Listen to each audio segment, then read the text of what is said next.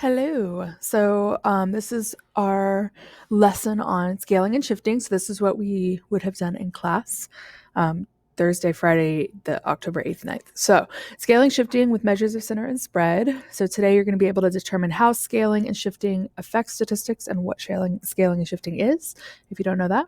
And then you'll also be able to calculate and interpret what we call a Z-score, which is also known as a standardized score. So those are our main goals for today. So let's look at actually, before we do this, I forgot.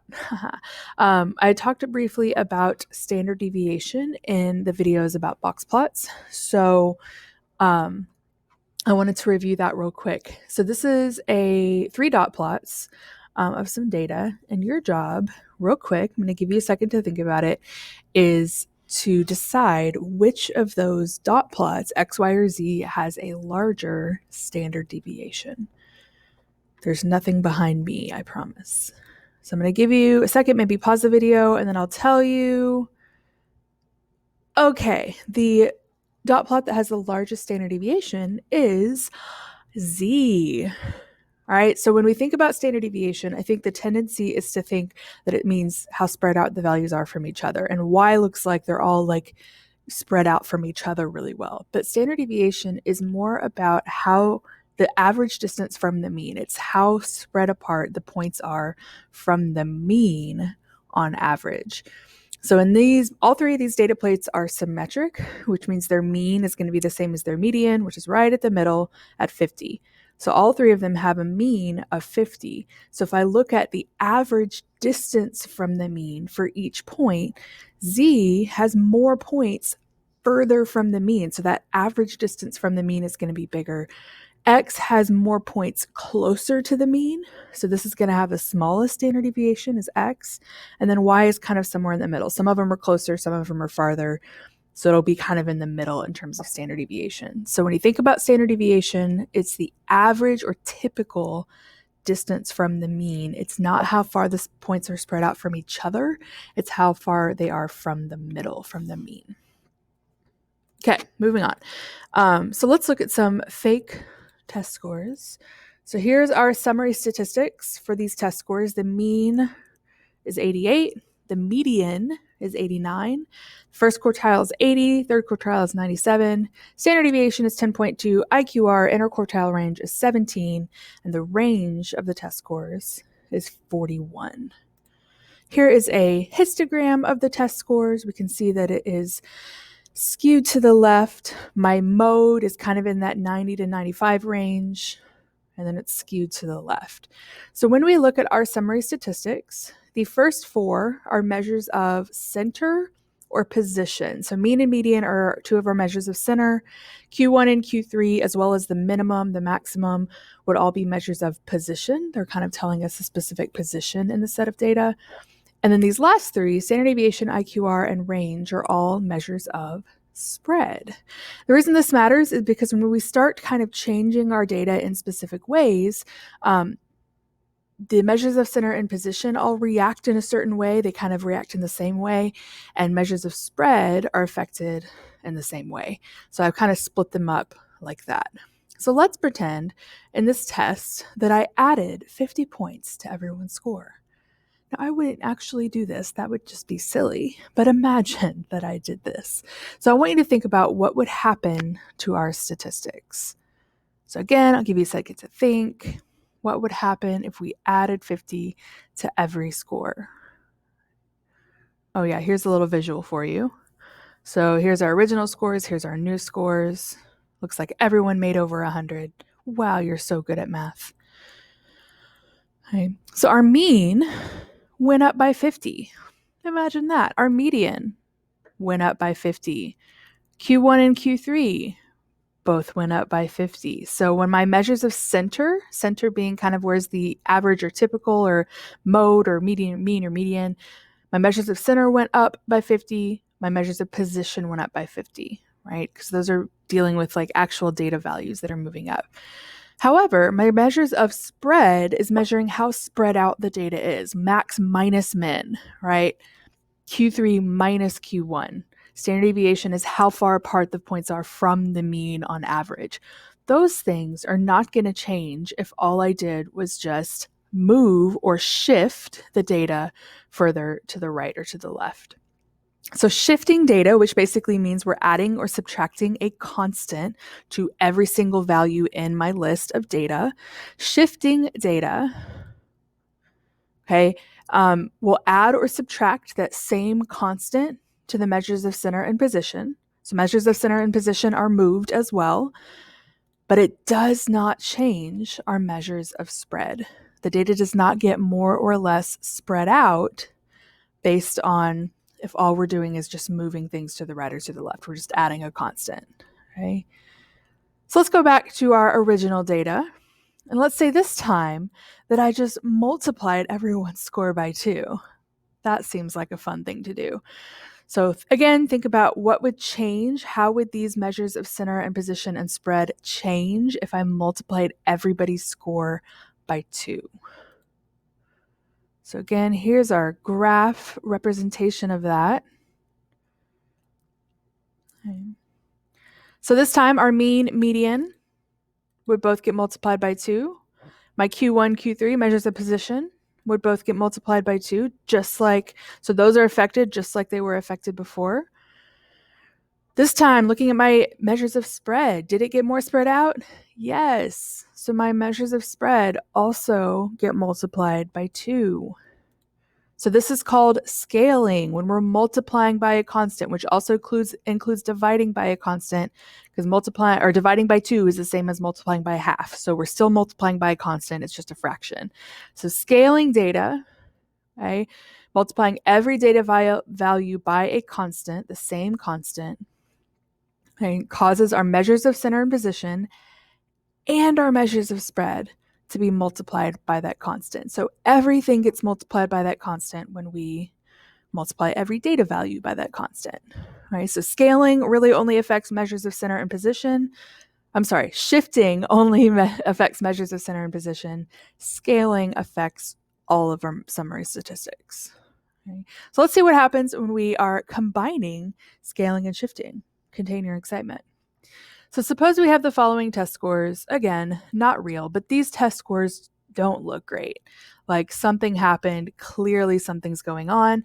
Here are our summary statistics. So min, Q1, median, Q3, max, mean, range, IQR, and standard deviation. So let's say the teacher decides to curve the scores because clearly something went wrong with that test. So they're going to curve. So she decides to first multiply all of the test scores by 2 and then subtract 30 from each. So we're multiplying by 2 and then subtracting 30 from every single test score in our list.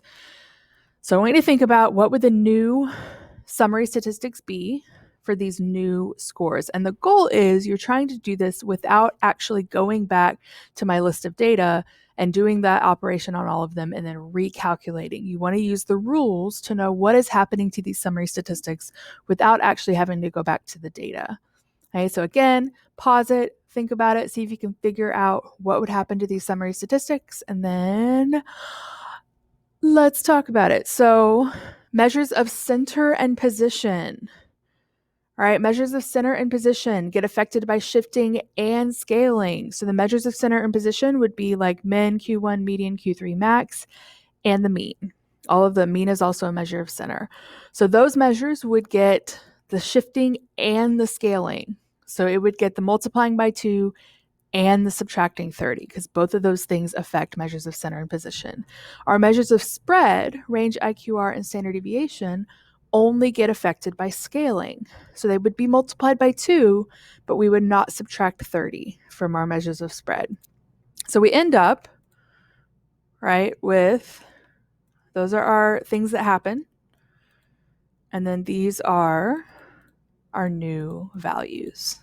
Okay, so again, I can figure out what happens to those summary statistics without actually having to go back to the data. And that's really helpful when I have really large sets of data and I don't want to have to actually do the operations. I want to know what's going to happen to my summary statistics if I make those changes without actually having to go back to the data. Okay. So what if we wanted to compare two sets of data that were on completely different scales? Then what do we do? Right? So for example, if I wanted to compare temperatures in the US with temperatures in England, right? They're on different scales. And yes, we have a conversion, and yes, we could use scaling and shifting, but could we do this a better way if we wanted to compare those temperatures? Or what about something like this? I want to compare a school's SAT scores versus the school's ACT scores, and I want to make those comparisons between the two sets of scores. Those are on completely different scales, and really, there's not a good conversion from one to the other. They're kind of different tests. So to convert from one score to the other is not something that we would ever do. So how do we make those comparisons if we can't even apply scaling and shifting rules to those numbers? So for situations like that, we like to use what we call a Z-score or a standardized score. Okay, so a Z-score or a standardized score is what we use when we are talking about kind of comparing sets of data that are on different scales. So for our example, the mean weight for an adult male walrus is 1,215 kilograms with a standard deviation of 82 kilograms. Chuck, which is this lovely guy right there, weighs 1,321 kilograms. We're going to find Chuck's standardized score, or Z-score, and interpret it in context. So let's go look at what a Z-score is. So a Z-score is found by subtracting observed value. So in this case, that would be what does Chuck actually weigh, minus the mean for that set of data, so the mean for all adult male walruses, divided by the standard deviation. Right? In symbols, we say X, which is the observed value, minus mu. Remember, mu is mean for the population. And then divided by, this is sigma. It's kind of like an O with a little flat cap on the front. It's a Greek letter that we use to represent standard deviation of a population. Right? We also might call the mean the expected value. You'll kind of start seeing that throughout the year as well. So expected value is the same thing as mean. So let's go back to Chuck and figure out for Chuck what his Z-score is. So for Chuck, right, his Z-score is going to be his observed value, so 1321, minus the mean for all adult male walruses, which is 1215, and then divided by the standard deviation for adult male walruses, which is 82. And then I would put that in my calculator and figure out what that equals. Be careful when you're doing this operation in your calculator that you do the subtraction first on the top and then divide. Otherwise, you'll get a weird answer. All right, so that comes out to 1.29268, etc. I'm just going to round it to 2 decimal places, so 1.29. And now we're going to interpret it. So the way we interpret a Z-score or a standardized score is it basically represents how far away our value is from the mean in terms of standard deviations. So what I would say here is something like Chuck's weight is 1.29 standard deviations above the mean or higher than the mean weight. I know he's above because his Z-score is positive. Can you have a negative Z-score?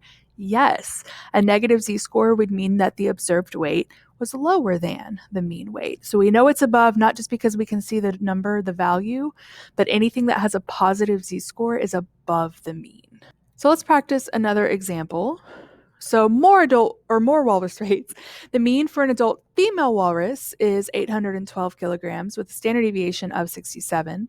Delilah, who is this lovely lady, she looks very beautiful, weighs 680 kilograms.